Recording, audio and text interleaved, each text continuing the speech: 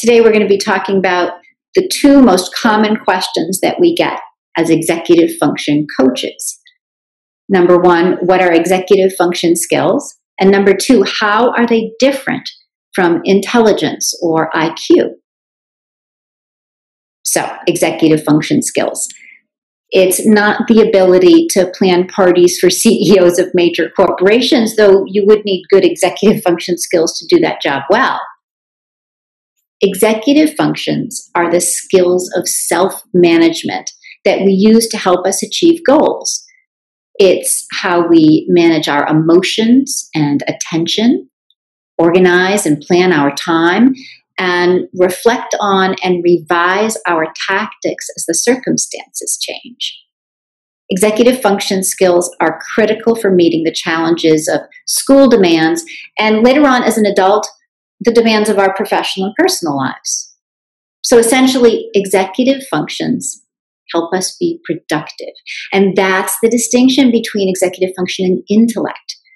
So a person with a high IQ can be capable of understanding or discussing highly complex concepts, but be nearly incapable of producing an essay or completing a set of problems or finishing a research paper. And why? Well, it's not because he or she isn't smart enough. It's because he or she can't effectively marshal efforts toward a specific end result. And what might be the specific reasons for that ineffectiveness? Let's explore just a few possibilities. So maybe it's attention related.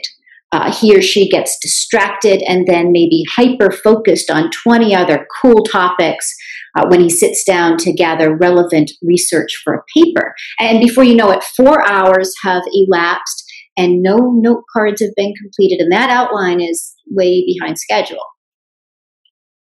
Or maybe it's related to emotional regulation. That's our ability to maintain an even keel in the face of frustration or boredom.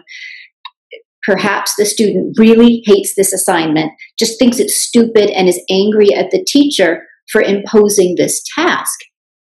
The student might find reasons to delay getting started or rationalize avoiding it altogether. It's not that he or she doesn't understand the material. It's the emotional reaction to the task demands that forms the barrier to productivity here. Or maybe it's organization that's the issue. If a student has trouble pulling together information and then imposing a structure upon it, he's going to sacrifice some productivity. With an essay, for example, the organization pertains to what you include in introduction, how to use your thesis to guide how you construct your body paragraphs, how to write a conclusion that both summarizes the evidence and takes it to the next level.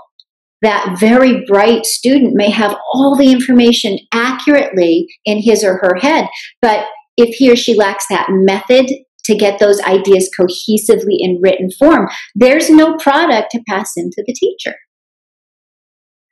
Or maybe a bright student is ineffective because he can't manage his time or prioritize his efforts.